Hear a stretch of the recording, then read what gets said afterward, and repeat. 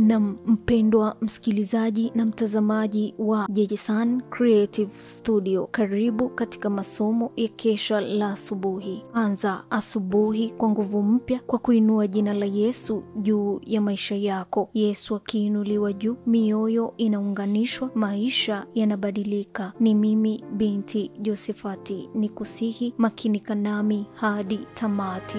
Piga pandana ya makelele, Yesu yuaja tena. Ipaza sauti, imba sana. Yesu yuaja tena. Anakuja, anakuja. Yesu yuaja tena.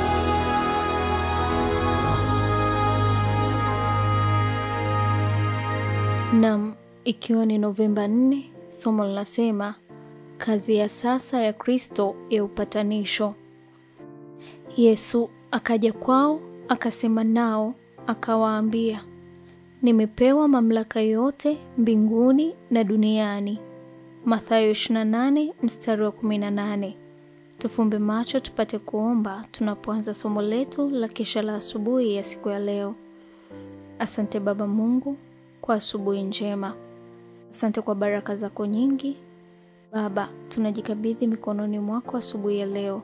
Tunapoenda kujifunza maandiko yako matakatifu, tunaomba uongozi wa Roho Mtakatifu, utuongoze kuyashika yale yote ambayo tunapaswa kuyafahamu na yakatusaidia kusogea zaidi karibu na wewe. Ni haya machache kupitia jina la mwanao Yesu Kristo, amina.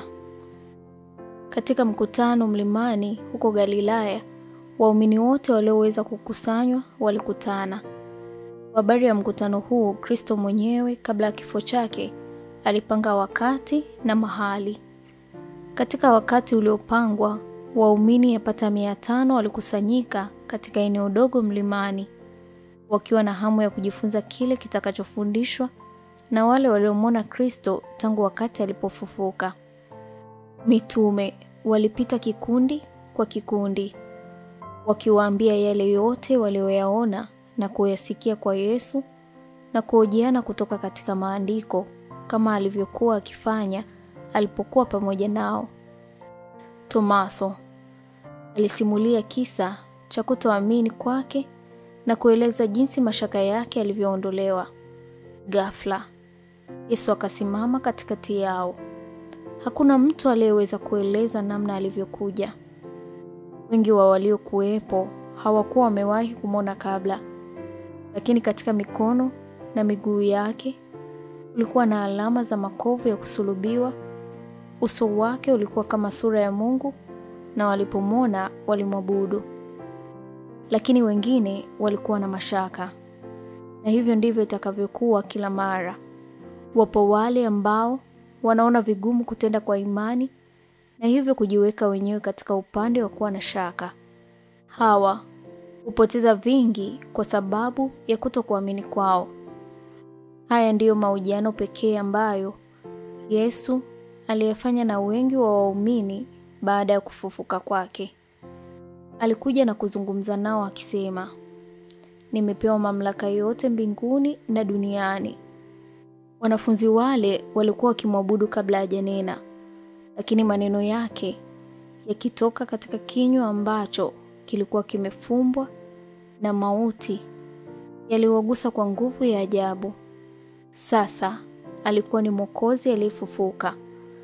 Wengi wao waliwahi kuona nguvu zake akiwa anaponya wagonjwa na kudhibiti mawakala wa shetani.